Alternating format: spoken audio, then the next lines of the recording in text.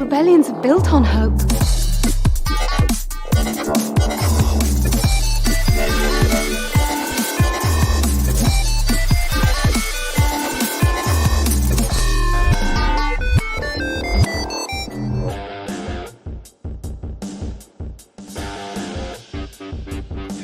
And welcome to another episode of Radio Rebellion Star Wars Podcast. I'm your host, Alberto Calderon, and joining us today, as always, is our co-host, LT1 Kenobi. LT, how you doing? Sorry we're a little bit late today by like 2 minutes, but anyway, we're here today. LT, how you doing? It's been a week. I'm doing well. Yeah, I was at the beach earlier. Oh, nice. I was there for like an hour and a half, and yeah, I'm here. All right. That's always good. I wish I could go to a beach today. It's a little bit cloudy over here. Oh, it's muggy. Like mortar hot here right now. Yeah, oh man. We were just chatting a bit before we started about Hurricane Idalia that was supposed to hit us. I mean, it hit Florida. It hit it pretty hard, a little bit northern than where I am, about 60 miles. So it just missed us. Didn't take that turn to the east. Didn't do the Gandalf look to the east on the third day.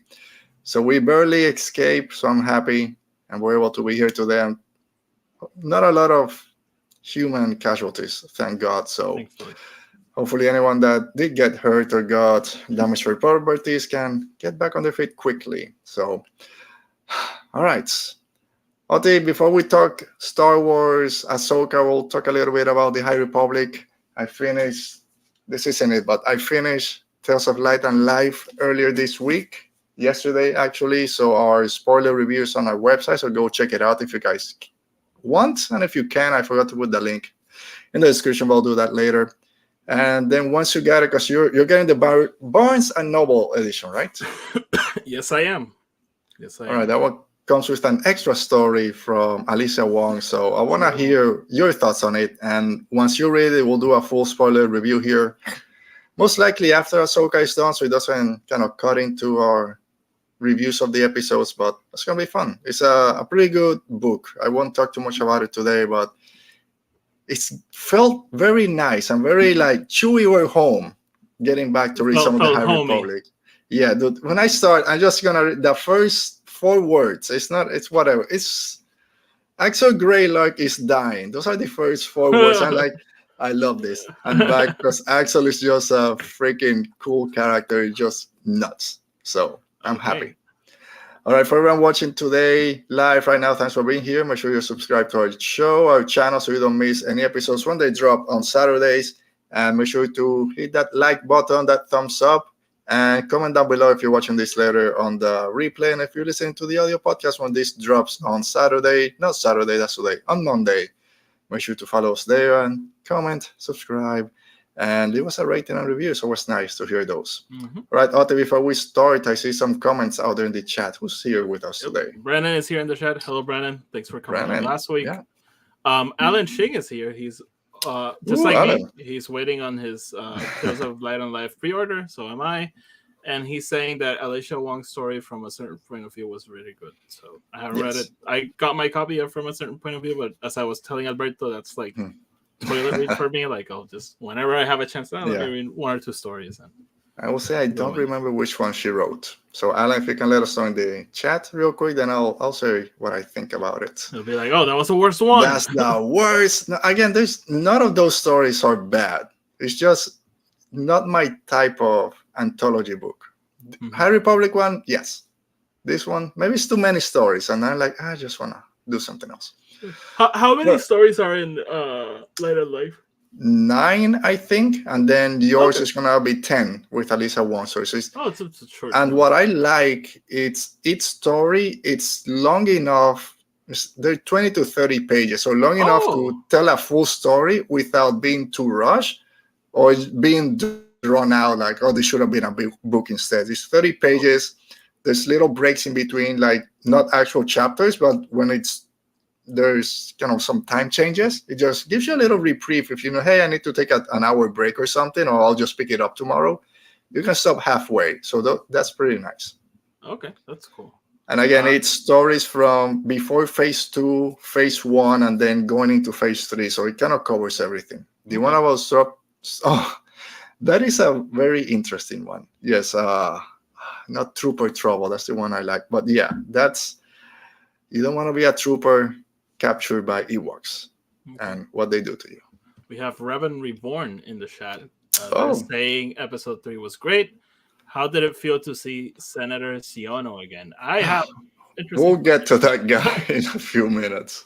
Well, thanks for joining us, Revan Reborn. All right, so if you guys are ready, I'm not ready. Let's talk Star Wars. And actually, we're starting with a little bit of Star Wars news.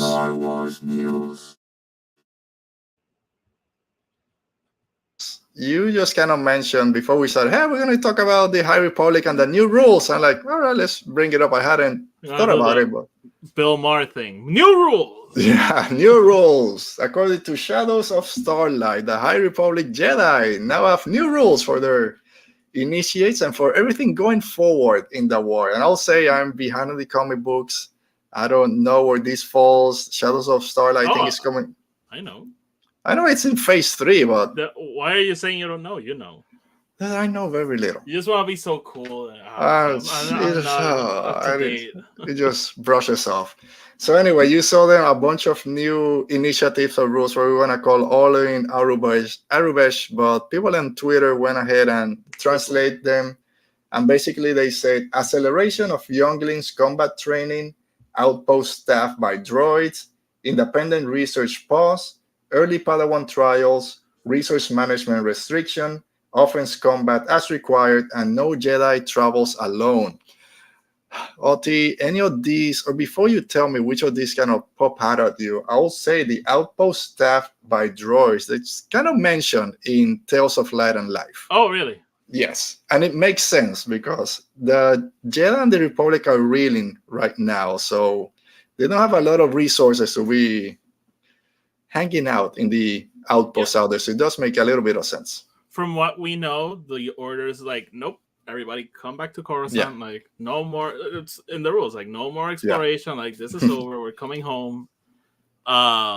Interesting to see this happen. Of course, it's on purpose. It's supposed to parallel what happened in the Clone Wars, which takes me to our tweet exchange today. Because so I was trying to make a point, and people were like, no, you're right. I'm like, no. That's not what I'm trying to say. I kind of wish this works for them because I think it makes the tragedy of the Clone Wars even worse. Like them being like, hey, we did this before and it worked fine. We won. And it's like, no, it started the downward spiral you were on. I want to see how it works because even though in the Clone Wars obviously didn't, it also came from Palpatine manipulating them. And that's something that we learned through Brotherhood by Mike Chen and also in Inquisitor Rise of the Red Blade. They make a point of, hey, we've lost a lot of people in the Battle of Geonosis, a lot of Jedi. We need to make Padawans knights, and they're not ready. And it's kind of the same thing that's happening here. So it might be what you're saying. Hey, we did this 200 years ago, and it worked out. Let's try it again. But early Padawan trials, there's been a lot of talk about how young some of the knights are right now, like Vernestra Rose, the youngest Jedi Knight at 16.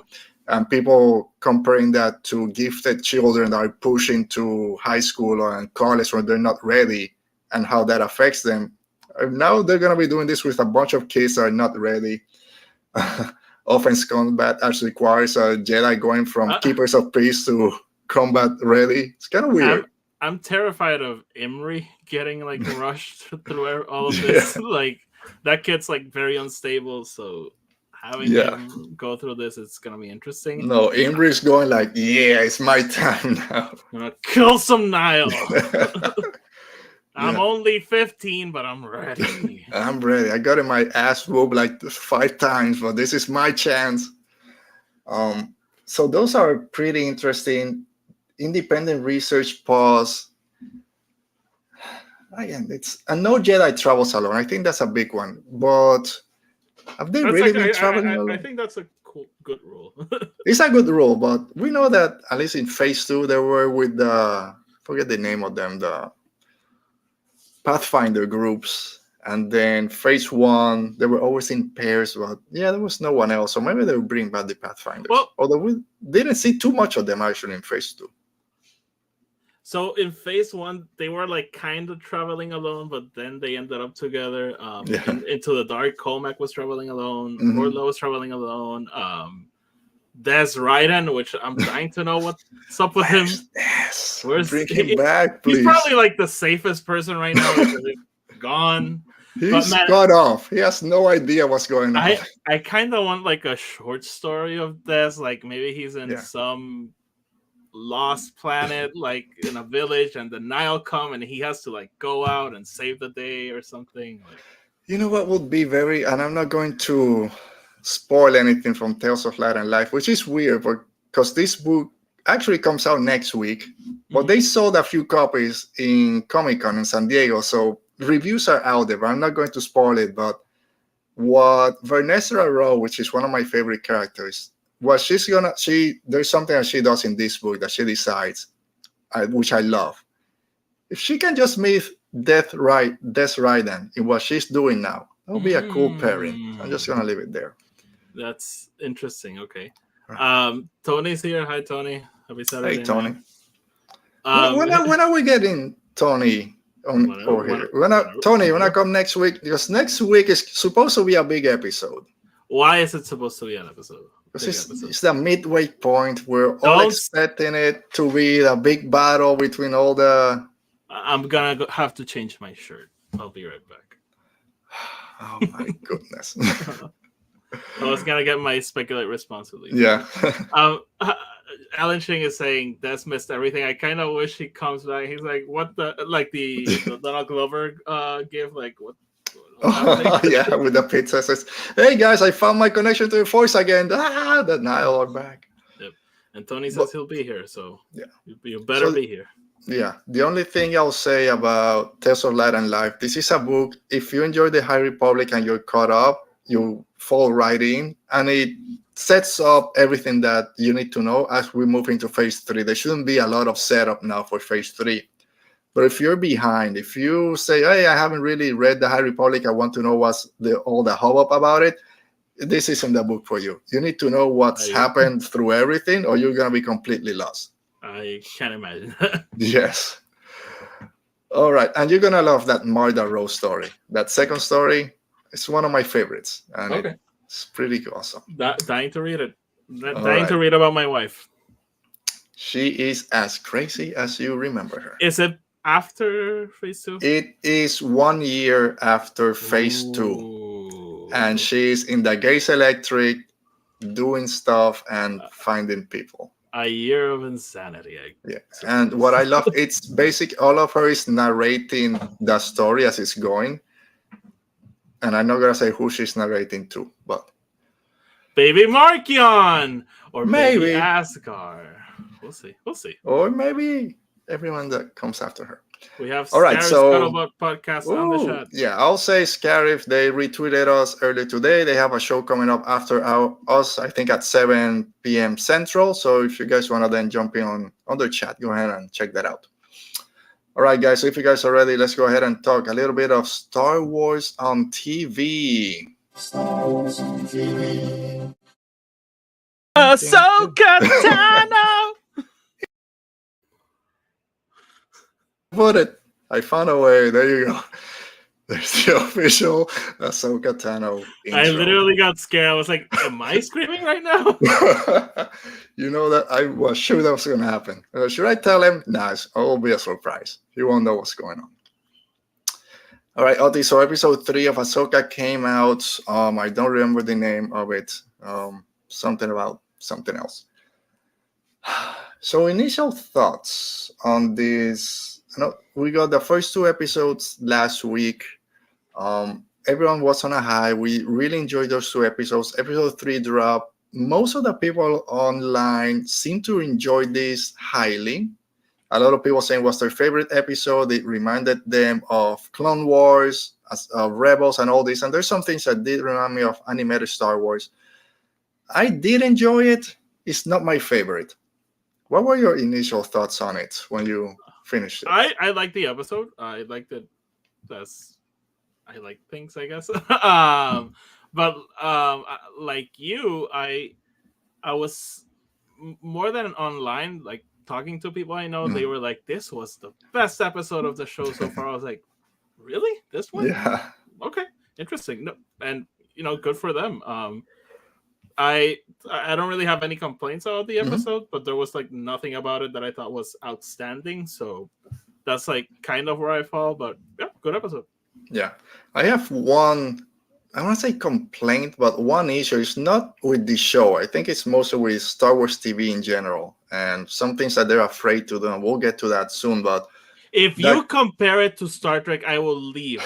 I will freaking leave. Like, Jesus Christ! I'm gonna get you like a red hat that says like "Make Star Wars Star Trek." Give me a red shirt. I'll be one of the red shirts for Star Trek. So I will say no. I have one. It's not about Star Trek. It's something else. Where I will say there are two things that I complained about last week, especially the one about the acting or they're too monotone. That's gone. Everyone here reminded me of their animated personas. Everyone had what I think was the right emotion to the scenes that were going. They were expressing them through their facial expressions or the way they were talking. It kind of makes sense for the scenes that were going. So all that, I don't want to say complaint because I've been saying it too often. All those little issues I had from last week, they're gone. I still think the wooden acting is there, but okay. I like it. Again, I like it. It can be there, but I think at least for myself, it wasn't as obvious as the first two episodes. And I'm not a word that I don't want to hear ever again is stoic. It's like everything online, stoic. Ahsoka was too stoic, and Hera was too stoic. Dude, you just learn stoic. Just find another word, because we need they want something. They want to say what they want to say, but they can't because they know it's misogynistic. All they want to say is, "Why won't Ahsoka smile more?" Just say it, you bastard. And I get it, and that's why sometimes I'm afraid to. I don't say criticize this show because it's female-led. Most of the main actors are female characters, so I'm afraid that any complaint is going to be, "Oh, you just don't like woman characters in Star Wars." It's far from it. And like I said, I just think that some of the acting on the first episode were very straightforward. But like I said, this one, I think it changed for me at least. I mean, I'll say that you shouldn't be afraid of it. Like if it's coming from a good place, like just say it. All right, so actually this sucked, and Star Trek is the best. And I don't like girls in the show. Why are they with their long hair and their feminine features? But you know what I think one thing I always blinds me is that Ahsoka title cover it comes out. I saw you complaining. I literally haven't thought about that. I'm just watching the show. Okay, here comes the title card. Everything's black, and then those white letters. It's too big. It's my old eyes. Can't take it. Just give me the little blue ring. It's more condensed. I don't know. That's my biggest complaint. I have no complaints with that. All right. So let's go into the Jedi training. This is something that we've been waiting for a while. When did Ahsoka train Sabine? This has never happened. And that's how the show starts. We got brand new training. First, Ahsoka with Hu Yang going through all the poses and all the strikes, like just playing Jedi trials when you have to battle against Darth Maul and they tell you where to block. A very cool scene. I love the whole training scenario, especially when Ahsoka comes in. I love that they mirrored, of course, the Luke Skywalker training with the blast shield, but I love that they didn't go with a training remote. It's been done. Give me something new. Yeah. So I love that they went with awesome with that. Yeah, those fake lightsabers, fake lightsabers were great, and then with all the other lightsabers they have back there, it's like, where did you get those? I want that story. Yeah, they have like a stash. It's like kind of in Kenobi when they have like a stash of Jedi robes and lightsabers. Oh yeah, yeah. Anyone? You got one? Here you go. Did you enjoy the training session? Yeah, Hu Yang is kind of a dick. So, but yeah, it was a pretty cool scene, but I like more what that leads into and the conversation. Okay, so before we get into that conversation with Ahsoka, I love when she's training with Ahsoka, and after a few kind of rounds, she starts blocking a few shots. Imagine if that was Luke. Luke blocks one. I did it. I know everything I need to know about the Force. I think I know what I'm doing. Literally, it takes time. All right, so let's go into that little chat that they have. And I'll say, I need that dinner table that just rises from the floor. And you can just hide it. I love that. That's pretty practical. Yeah. So coming into this episode and after it, a lot of the chatter online was, why does Sabine need to be a Jedi? She's not a Jedi. Can everyone be a Jedi? And those conversations came up. Almost it seemed like Filoni went back in one day and added all those when Sabine is talking about, I can't feel the Force, I don't feel it like you do. And then Ahsoka goes with we all know that Force is in everyone. You just need to train, focus, talent comes into it, all that stuff. I'll just say, I know you said it as a joke, but like more than Filoni going back and writing that, I think it's a symptom of people judging everything of a show that they haven't watched yet. Mm-hmm. Oh, of course. How many times have we said, oh, that's filler? Just wait. 3 episodes from now. Haven't you learned? So like, and even here we were like, oh, do we want her to be Force sensitive? That happened off screen. Like, and no, that's not what the story is. Like, shut up and watch it. So what about that conversation again with Ahsoka saying, trying to build her up a little bit, like, yeah, it's innate or you need to be kind of born with it, but we all have the Force. It's in all of us. It's training and focus is very important. The Force is in all things. So do you think this is enough to get Sabine kind of going into it? Or do you think there should have been a little bit more how to connect to the Force? I mean, like, the Force isn't real, so I don't need like a tutorial of you need to do this and this and this. Mm-hmm. But I did love that scene because it's something that I've been screaming into the winds, and some people get upset when you say it, and it's like, no, that's like by design. This is what it is. Like Yoda said it in, I think, in Empire Strikes Back. Yeah. Obi-Wan says this in New Hope. And then we got midichlorians and Force Unleashed and power levels and okay. Yeah. So I like this going back to basics and Ahsoka being like, it's something that's there. Not everyone gets to tap it, but some people can. Like, and if you work hard enough, you probably can. Yeah. It reminded, this past week, everyone was posting, I guess on Wednesday, everyone was posting connecting it to a Force is like this, and starts comparing it to a lot of things. And before we went in, you were jamming on your guitar, right? And you play guitar, play a little bit of bass. That doesn't mean we're going to be opening for Metallica tomorrow, right? We can play, but we're not at that level. So that Force, you can use it a little bit, and the more you train, the better you'll get.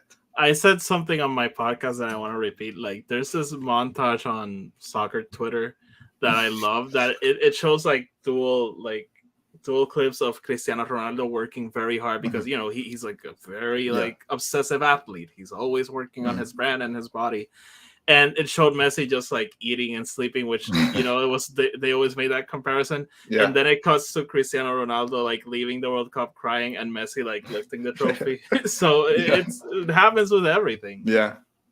So I will, because the reason I asked if you thought they needed a little bit more, I would have loved if after she said in Sabine, hey, the Force is in all things, it's training and focus, all these things, it should have gone a little bit similar to Yoda saying, oh, you need to feel the Force around you, connect to it a little bit more, because it just seemed like, yeah, you need to train. Okay, see ya. Try to move that cup. I'm leaving. So just a little bit more. But pushing back on that.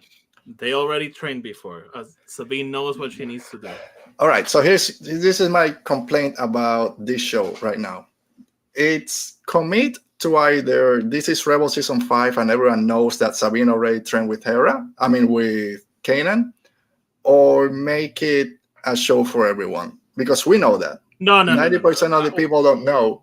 What I'm saying is that there is a history between Sabine and Ahsoka of them training that we as Rebels fans don't know about, and I think the show is just hinting at like, yeah, there is a history there. Sabine is just merely picking up her training where she left it off, or where Ahsoka left it off. I'll give you that. But one thing, it's because when Hu-Yan talks to her, and even when Ahsoka is talking to Sabine, it's that Mandalorian in you. It's why you're good fighting all this stuff.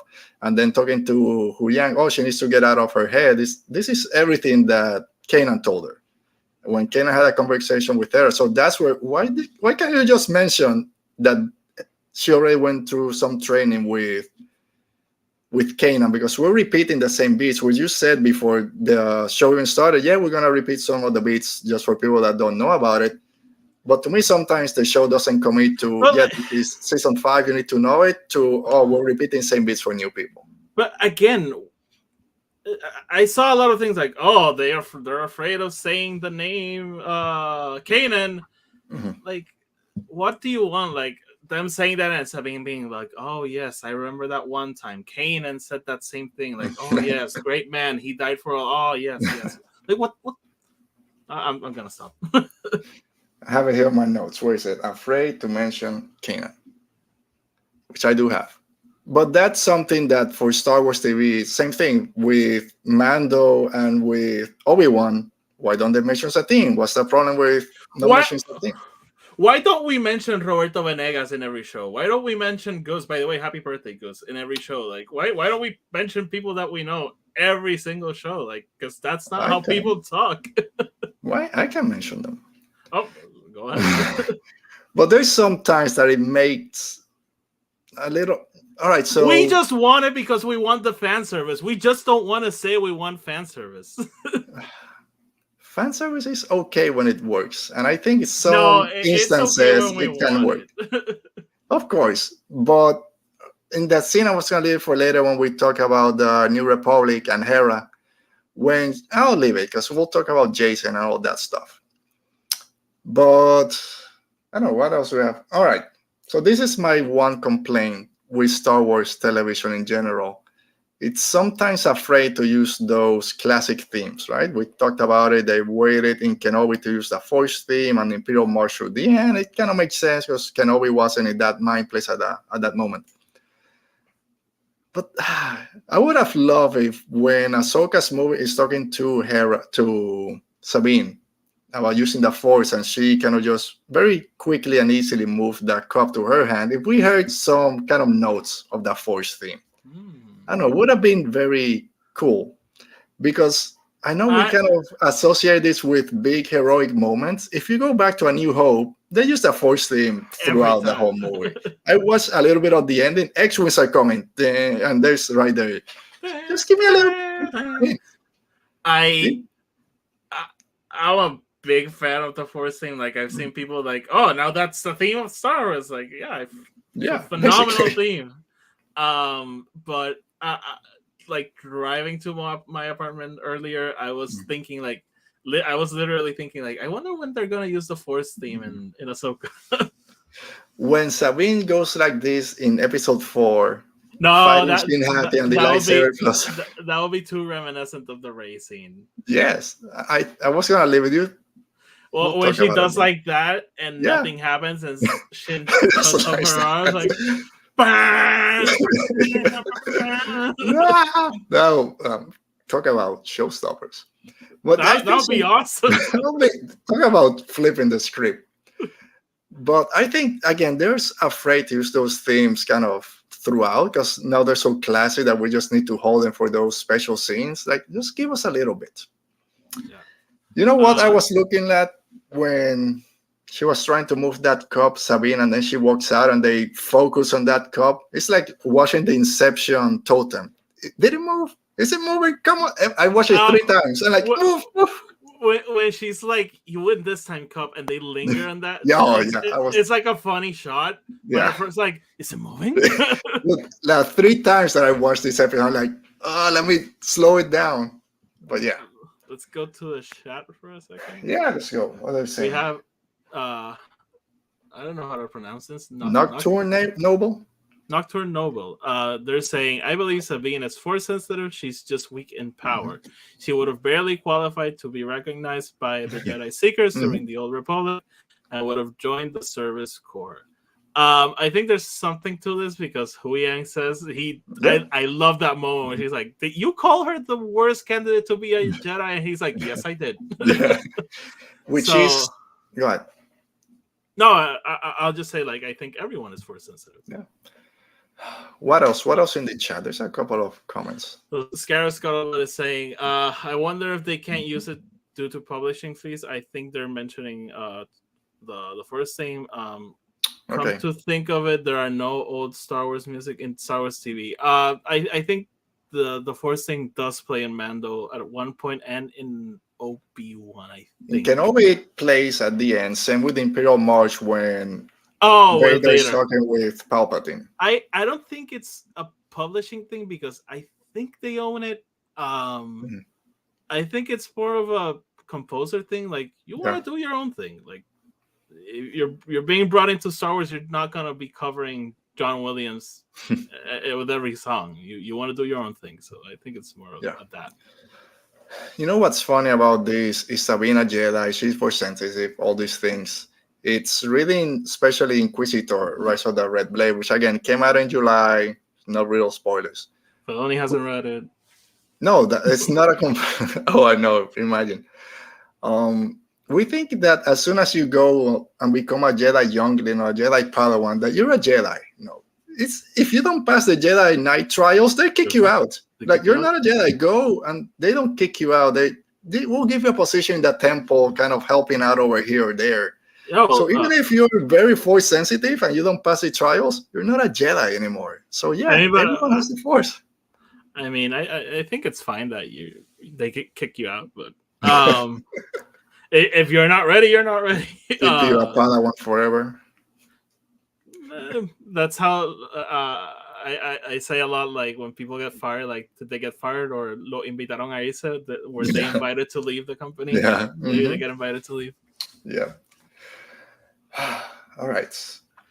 So I did like this comment by Ahsoka. And again, I'm kind of, where is she going? Does she want Sabine to be a Jedi? She's just training her. When she's having this discussion with Hu Yan, she says, I don't need her to be a Jedi. I just need her to be herself.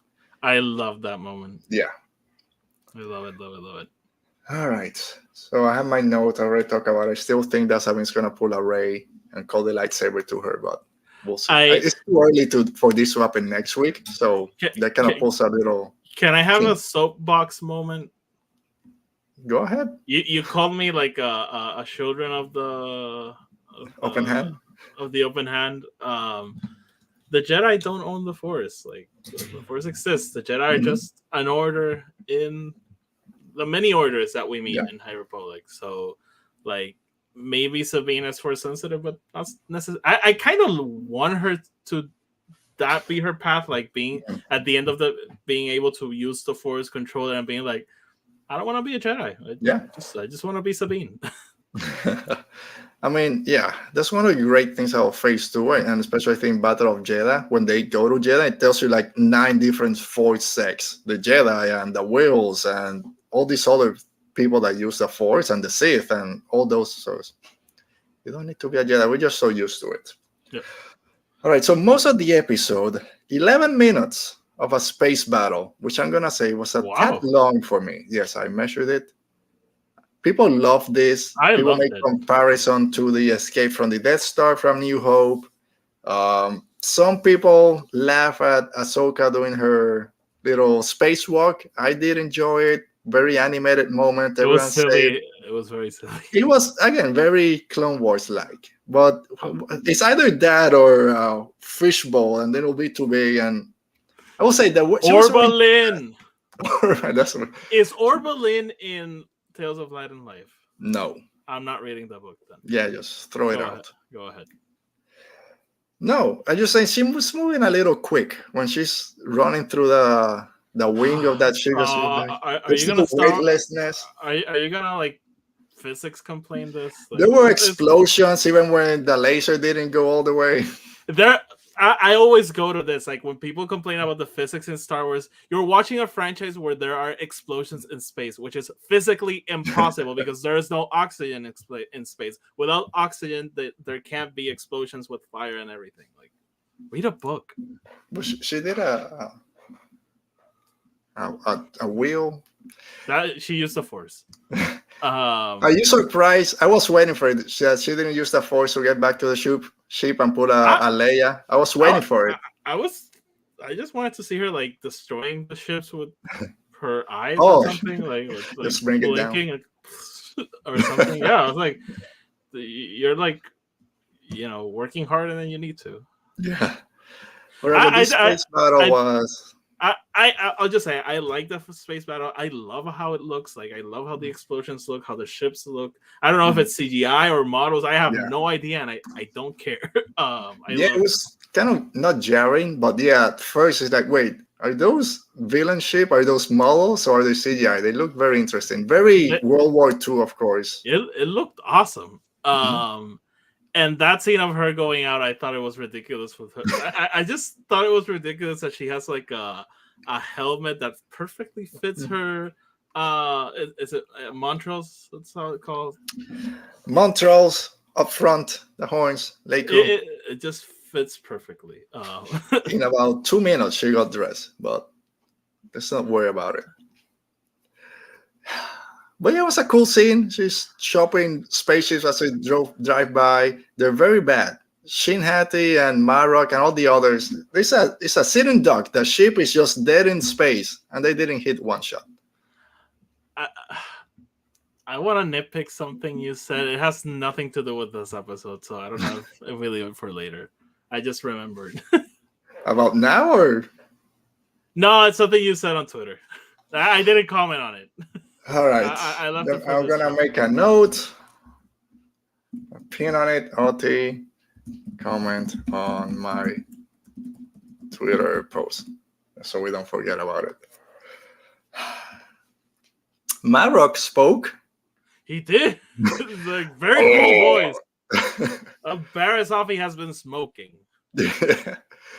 Oh man, it's either this throws all of your theories away, or no, they're hiding it, so we don't know who it is. It's a helmet, so I can just see it take her off and be like, "Hey, Ahsoka, remember me? I didn't notice it was you through that spaceship." I tried to start a temple, but now I am. Now I'm ready to kill. Hu Yang again being the MVP of this episode, telling just get closer, get a little bit closer. There's a moment I loved where they're getting close to the ship and Ahsoka's like, Hu Yang, any comments? And he's like, on the ship, no. On everything going on, yes, a lot of them. Yeah.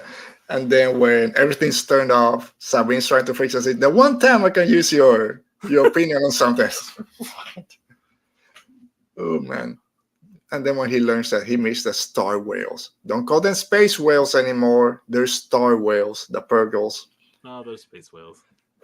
I love also that we got a little bit of new knowledge about the Purgles. Not that they just travel through hyperspace. They can travel to other galaxies, and the Jedi have been using their migratory path to kind of chart those navigation paths. Very cool kind of addition to the lore. I actually like that because it makes sense that they don't have a map straight to Thrawn. Yeah. They just have a map of their whatever you migration path. Migration path. So yeah. So a lot of people. So these hyperspace ring that they have. Some people say they're gonna force a space whale into it. I think they're just gonna wait for them to start moving away. And okay, they're following the migration path. Now let's use our. No. I don't think they need the whales for anything. Like, I just think they're in Cetos because that's like the point. Yeah, it tells them how to get to. Because they said they're just waiting on the 7th to install the 7th hyperdrive or engine or something. Is that the ship, or do they need a ship to get going? It's a hyperspace ring. We need a ship to go into it. So, but it has like a bridge. Yeah, where she was. Well. So I think. And shout out to Tony. He's the one that told me this in the show, during the podcast. He said that he thinks they're gonna use it to go to the galaxy and then put the Chimera in there and come back. That's why it's so big. That might make sense. All right, Tony, you've earned your visit. That's a pretty good theory, I think. Yeah. All right. So and by the way, Star Wars Explained said it this weekend, but I heard it from Tony first. Oh yeah. You gotta make sure they don't take away those.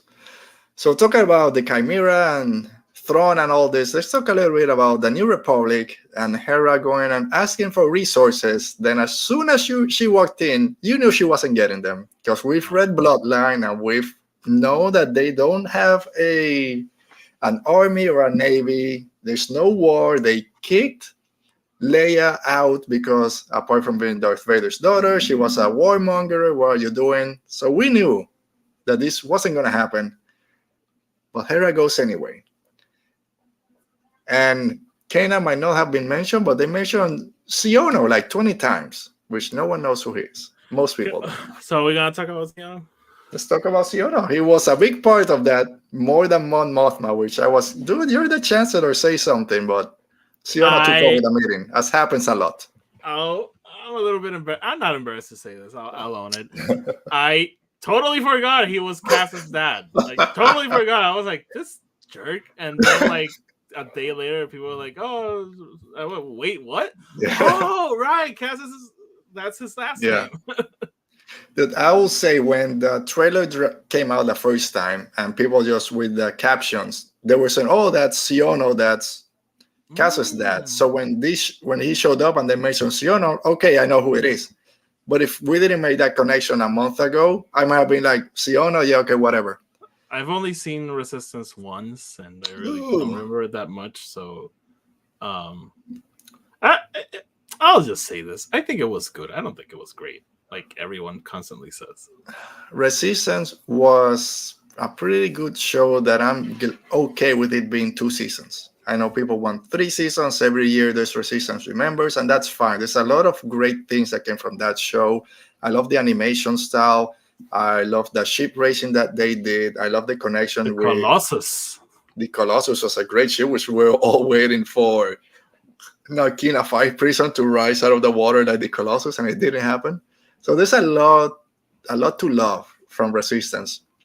It's not going to be my top of Star Wars animation, but there's a lot to love about it.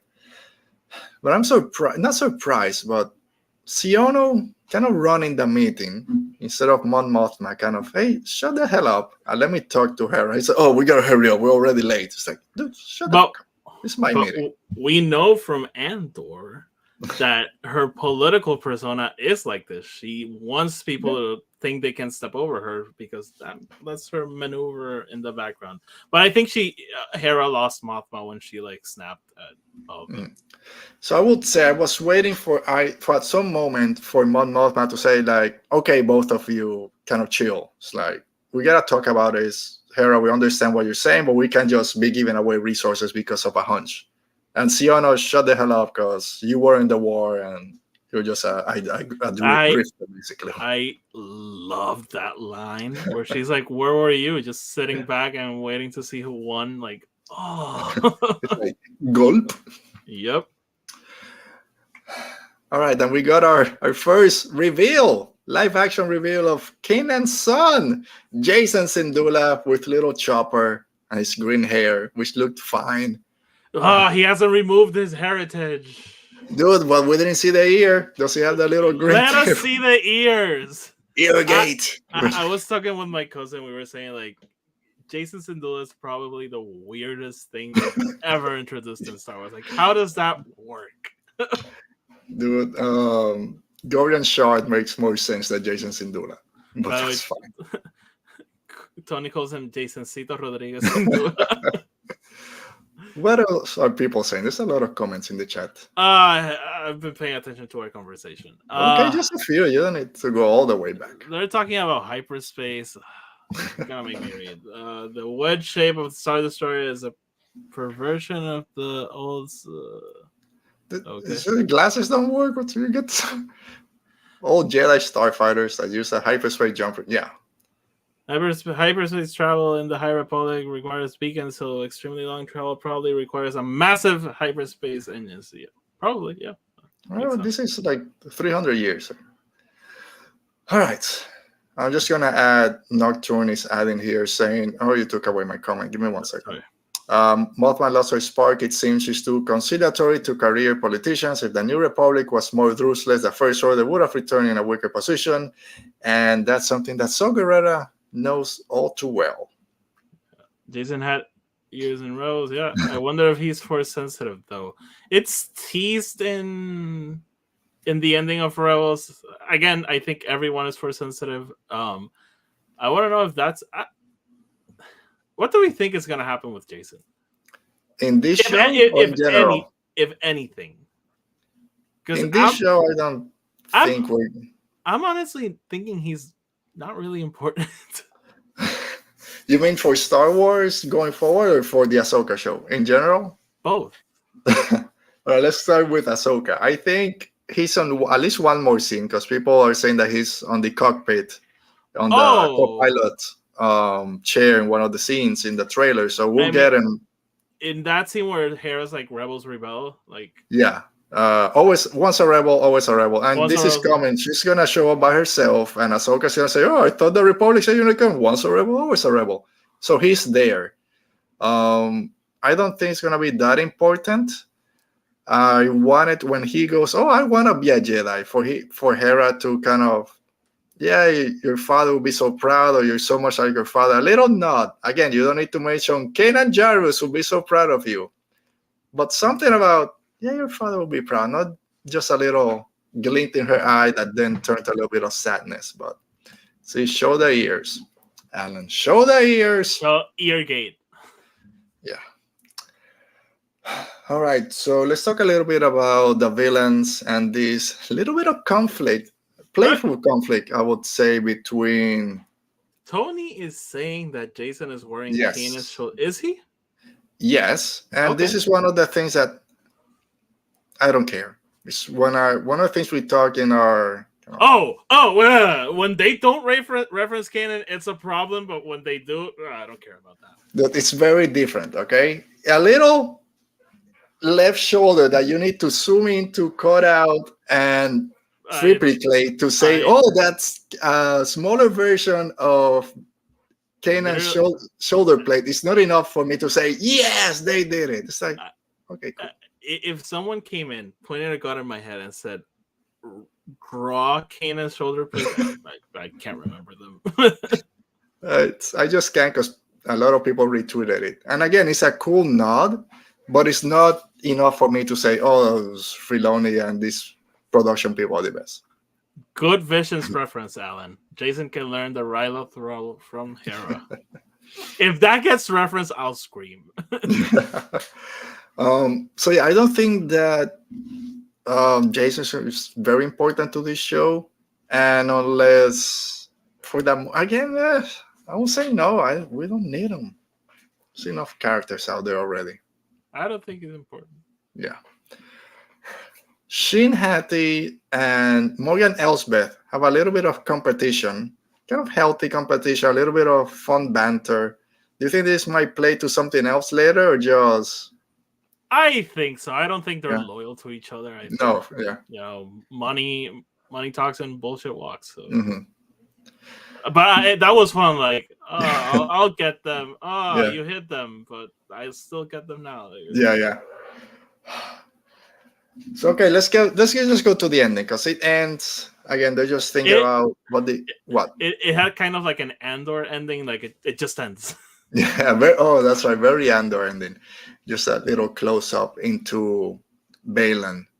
So there's a lot of theories out there right now for Marok, and we talked a little bit about Marok. Is he Barry's office? Is he Starkiller, Ezra? And now there's a new one. I don't know if you've seen. I saw one earlier. I'm not sure if it's the one you're referencing. So I'm gonna say mine, and then it will probably be it's that Marok. We all know, because Filoni lost his mythology, is this knight or this wolf that was turned into a knight by a witch.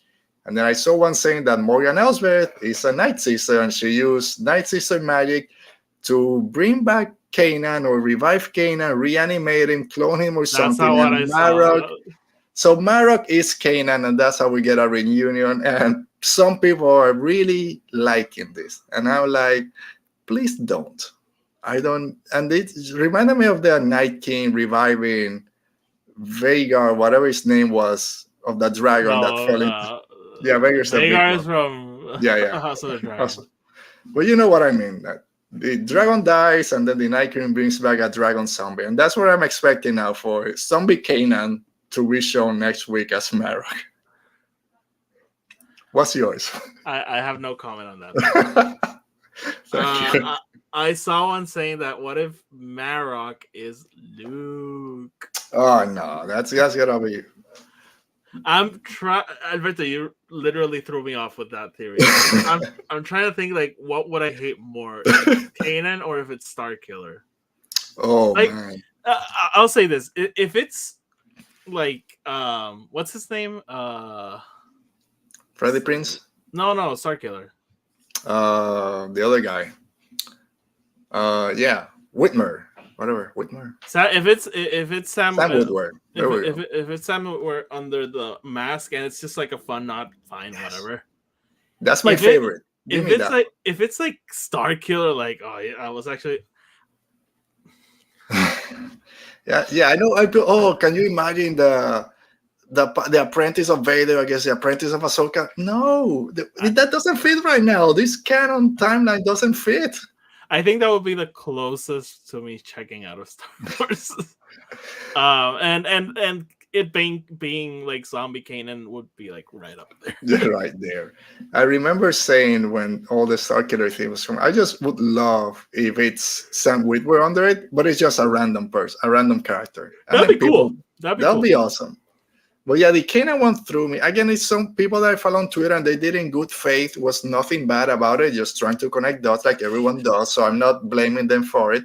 I don't want it to be, but it was like, oh, if you see the silhouette of them and the silhouette of Kanan matches and the lightsaber, whatever is different from the other Inquisitors. Like, thing is, Alberto, this has been set up already. I know. Night Sisters can't do that. Oh no! Oh, that's where we're heading. It's like poetry. It's like poetry. Everything needs to rhyme. But no, please don't give me zombie Kanan or clone Kanan or clone Luke. Sometimes it's why are we even talking about who Marok is? Can Marok just be Marok? Why do we need to? I mean, let's be honest. He's probably just Marok. I feel Marok. The first time they said Marok, and then it's been Marok. Oh, they did? Oh, okay. I want to say that when Baylan calls him the first time, Marok will go with, and then it was Marok, like 2 minutes later. Maybe Shin is like Swedish or something. It's like Markian. Martian. We don't care. I just want to talk about another theory I saw. I didn't really see it. I just connected some mental dots. Mm-hmm. I posted a picture of Baylan and Snoke. Oh yeah. Please no. but I know you posted that as a joke. Did you actually see someone say that? No. So Tony told me something that apparently Baylan has a ring that's. Oh yeah. But I was just like Googling it, like, let me see what's up with this ring, and then I saw like a picture of them together. I'm like, wait a minute, no, and I think he'd be like the right age to. Yeah. No, please. Just move the beard. Yeah, no. Baylan Snoke. Yeah, no. Right. Dr. Noble is saying Shin Hati doesn't blink. She's very intense. I guess she'll become the new head enforcer to Thrawn if Baylan dies. I love her. She's like the embodiment. Marok is Joru's. More clones. We don't need more clones in Star Wars. Who's Joru's? He's from the Thrawn trilogy that you're reading. I think I stopped reading it. Okay, Tony, shut up. What was I saying? Let's go back to Shin. She's like the embodiment of that scene in Phantom Menace where when Maul and Qui-Gon are separated by the. Yeah. like a pit bull. I love her. Shin Hati is a great character, and that the rivalry, I guess, that she has with Morgan, like you said, it's gonna play into it. Let's talk about Baylan. I'm afraid that Baylan was going to die. I'm not afraid. I'm very convinced he's gonna die. But what I mean that he might die like next week. Like this fight with Ahsoka might kind of be his end. Mm-hmm. And then Shin Hati uses that to kind of propel her dark side or whatever. Again, they're not Sith. We don't even know what they are, dark side users. I'm afraid that he might kind of call it quits because he's a great character. I want to learn more about him and what he's been doing and going forward. So hopefully I'm wrong, but I'm afraid it might happen sooner than later. That's why I'm not thinking he's the one who's gonna bite it next week. I really think it's a Marok. If we stick to what we've seen so far, Baylan has gotten the most development, or maybe more potential for development. Marok is literally just a guy in a helmet. Like they've had chances to maybe like lean into a potential reveal. They haven't. I don't think they've even hinted at it. Yeah. So I think Marok probably dies next week. Yeah, and that's one thing when I started seeing this Kanan kind of hypothesis going out this side. There's been no hinting to it, and now that you say it's, it may hint to anything. Like no one's expecting Marok. I mean, on the show in Marok to be someone that we know or someone important. It's just an inquisitor at this point with that extremely rusted armor that he found somewhere. Just let him be the eighth brother. It doesn't need to be more than that, which we know he won't be. But all right, I don't know. I think that kind of brings an end to our talk on episode 3. Anything else as we get set for episode 4 next week? With again, I think it's gonna be it's halfway points. We know that Filoni loves those mid-episode or mid-season kind of big things to happen. We used to get the mid-season trailers after that, which of course were an 8-episode season we won't get, but I'm expecting something big. At least a lot of fights. We know that's coming. Yeah, I think next episode is gonna be Lightsaber Palooza. Like I think we'll get the Shin and Sabine fight. We'll get the Marok and Ahsoka fight, and probably the Baylan and Ahsoka fight. I was just thinking, I hope next episode we go into the other galaxy. At least the villains or something. I think that what's gonna happen. They're gonna escape, and Ahsoka and Sabine are gonna use the Purgles to go there. Mm-hmm. Yeah. I thought that maybe episode 4, the villains, at least most of them, maybe Baylan decides to stay in that fight with Ahsoka, and it's Shin and Morgan. At least Morgan just bites her. She's not gonna wait for them. No. Oh yeah, I had something else and I kind of forgot. But it doesn't matter. All right, Oti, you said you had something else. What is it? You took issue with a certain action figure and their clothing. Oh.